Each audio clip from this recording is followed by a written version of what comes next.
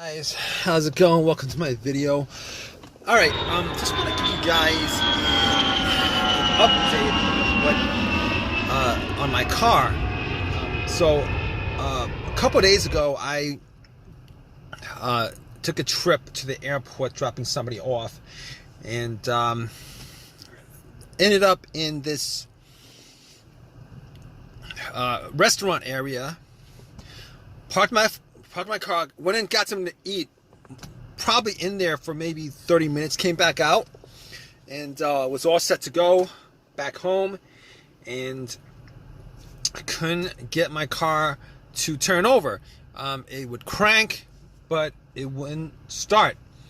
So I must have tried cranking it up at least 5-6 times before I just gave up on it and realized that there was an issue that I would have to resolve first. So first couple of times, you know, it would just crank and crank and crank and crank. But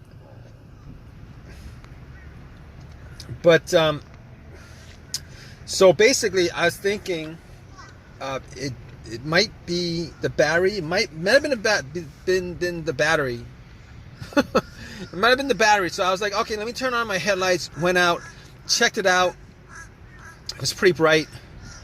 And that was my test for the battery. So normally when it's that bright, and it was very bright, you would assume that if there was an issue, you'd probably get like some kind of a slow crank or something like that. But considering it's cranking up, that's the first thing that came up in my mind was maybe it's the battery. Something that would be simple to fix.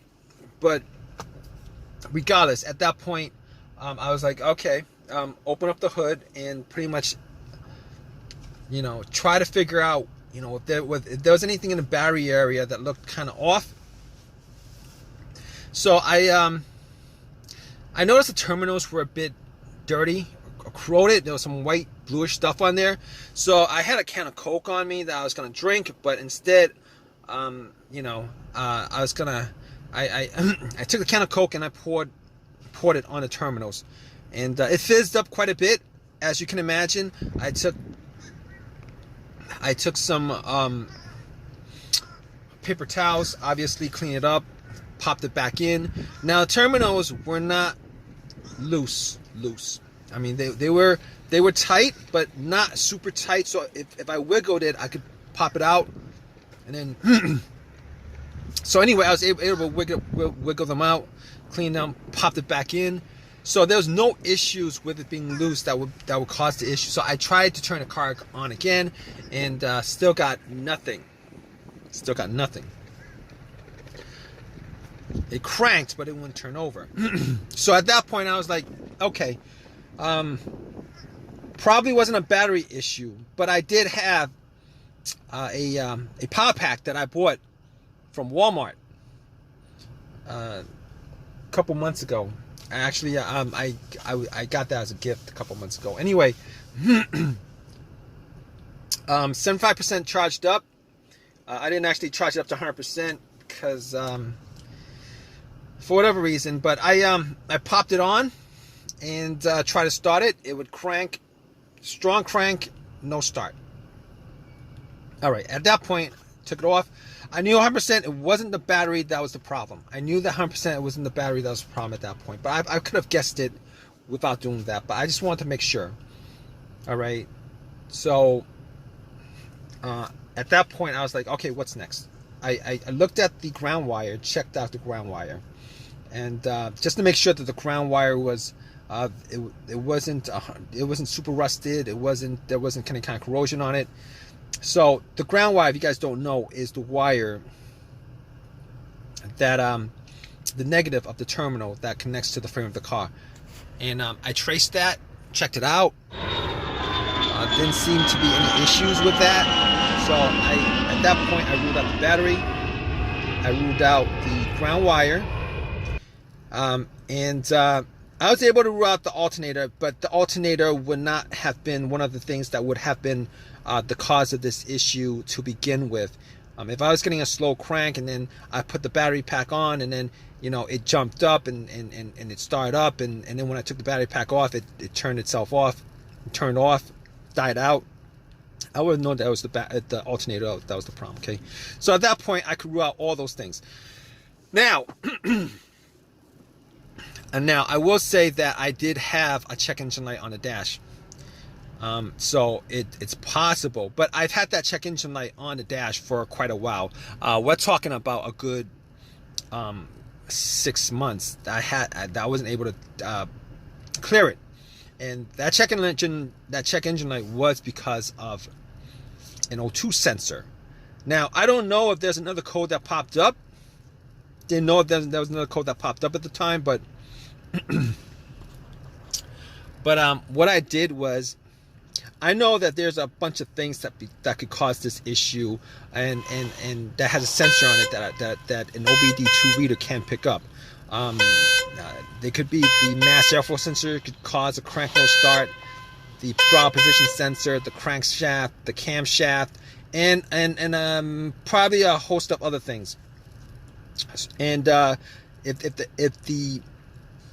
the car's computer isn't connected to the car itself for whatever reason, a blown fuse, a problem with the ECU, the car's computer.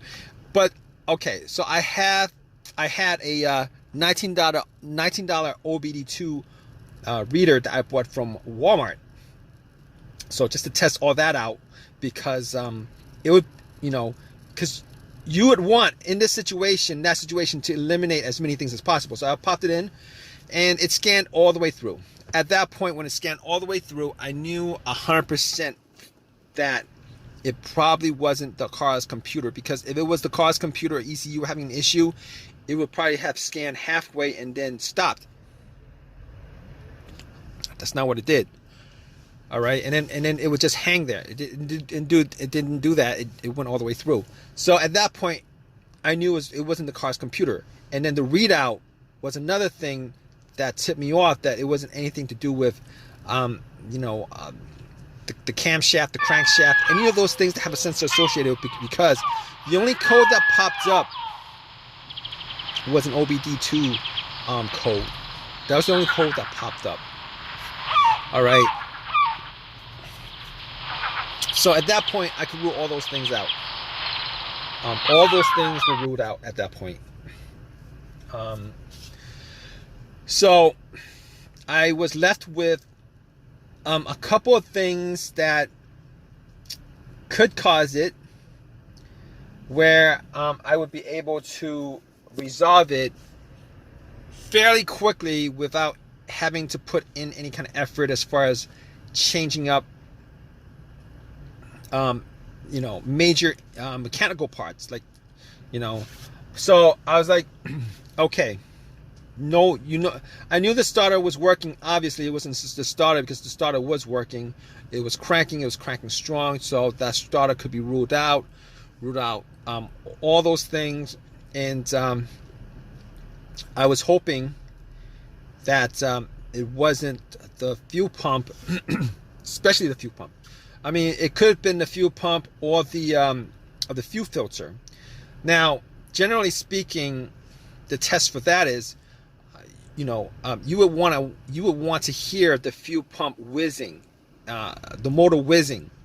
So the test for that is, normally you would have somebody have their ear to the gas tank. All right, not to the gas tank, but to the gas cap area with the gas cap off. And then have somebody, try to turn the car to the on position. The on position is the position before the car turns over. You don't want to crank it, because once you crank it, turn to the crank position, it, the sounds, kind of the cranking, and if there was a sound coming from the fuel pump, it would drown that out. So basically, I didn't have anybody else with me at the time. So I was sitting in the car with everything off. All right, blower motor was off, everything was off, and I turned it to the on position, and was sitting in the car trying to listen for some kind of whizzing sounds, for some kind of sound that might you know, that I might have been able to make out. But unfortunately, I wasn't able to make out any sounds at all. You know, whether it was whizzing or not, I wasn't able to make a distinction. So just to be sure, the next step I did was I actually got to the fuse box with the relays and everything, and I checked out all the fuses. And none of the fuses looked like they were blown at all. They didn't look like they were blown. There wasn't any kind of brownish tint to the top of the fuses. They didn't smell like they were burned. So I was able to, no, not at 100%, but I was able to discern that it wasn't the fuses. Now it would have been it would have been great if I had a fuse tester with me, but I didn't. So the next thing that I looked at was the relays, specifically the fuel pump relay. So I looked at the fuel pump relay and couldn't make out whether it was blown or not, but there was another relay that was the same or similar. So what I did was I swapped it out. All right, I swapped it out and got back in my car, tried to turn it on, was hoping that would have fixed it, and guess what, guys? It fixed it. It cranked up, no problems whatsoever. And at that point, I realized that it was the fuel pump relay that was the problem. So, long story short, I was able to drive it to an AutoZone, got the relay for it, and then popped it in. Popped out the bad relay for the good one, and at least one of them. And everything has been working fine since. No issues whatsoever. I am so glad that it wasn't the fuel pump, because that would have been a major. That would have been, more work, more money. So if you guys are in this situation, you guys are going through this crank no start situation, just go down the list of what I went through. Okay, you guys should be able to figure out what that problem is. Now, there's other things that you could look at as far as what could be causing it. Ignition, a bad ignition cylinder could be causing something like that. A bad fob key could be causing something like that.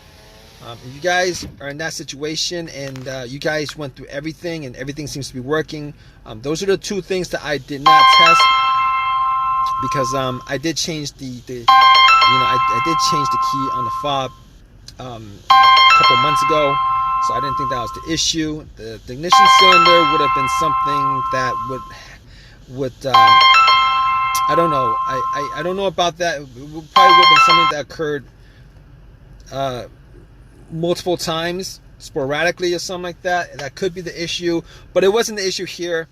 I hope you guys figure out your problem, because you guys are watching this video. Obviously, you guys are probably in the same guys are probably in the same situation. So anyway, if you guys have any comments, please leave a comment in the comment section. Please give me a thumbs up. Please subscribe. All right, guys, take care.